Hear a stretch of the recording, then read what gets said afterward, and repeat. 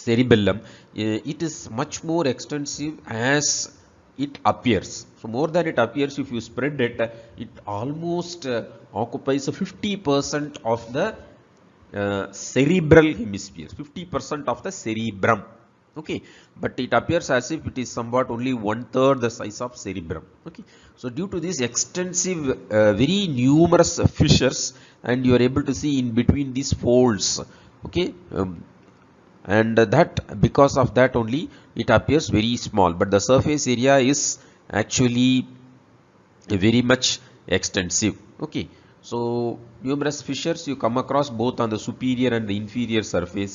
The vermis is almost merging with the cerebral hemispheres on the superior aspect, but on the inferior aspect you can see it is actually present in a depression between the two cerebellar hemispheres called as the vallicula. Okay, vermis means it appears like a worm. So you are able to see worm with all those segments like an earthworm.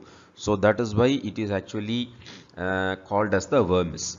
Then if you look at the two cerebral hemispheres, anteriorly in the midline you see a depression, and also posteriorly they are called as the anterior and posterior cerebellar notches. Anterior and posterior cerebellar notches. The fox cerebelli actually fits into this posterior cerebellar notch, the fox cerebelli. Okay, another dural fold, so that what happens, it prevents any mechanical injury to the cerebellum during various movements of the head. So continuing with the external features, you are able to see these between these fissures, these small folds of the cerebellum. Mainly they are the cortex. It is called as the folia. So folia means it is thrown into numerous folds. So if you cut a section of the cerebellum, inside these folia you can see they show a branching tree pattern.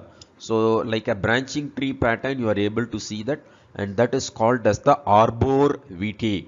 Okay, so if you cut a section perpendicular to these folia, these transverse folia, most of the transverse folia are transversely oriented. Just at right angles if you cut in the section, you are able to see the folia show branching pattern, which is actually called as the arbor vitae. Arbor means tree, so vitae means a living tree. Of course all trees are living things, but here in humans, so we call it as a branching tree pattern, that is called as the arbor vitae. Now coming to the fissures of the cerebellum, you are able to see three fissures. One fissure is the primary fissure, which you are able to see, are also called as the fissura prima. So on the superior surface you are able to see this fissure at the junction of anterior 2/3 and posterior 1/3. That is called as the primary fissure or fissura prima.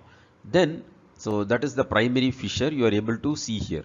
The next fissure what you are able to see here is the primary fissure here. The next fissure is the horizontal fissure. Okay, so the horizontal fissure present at the junction of the superior surface and inferior surface. So not functionally important, this horizontal fissure. Only thing, it helps to demarcate the superior surface from the inferior surface is the horizontal fissure.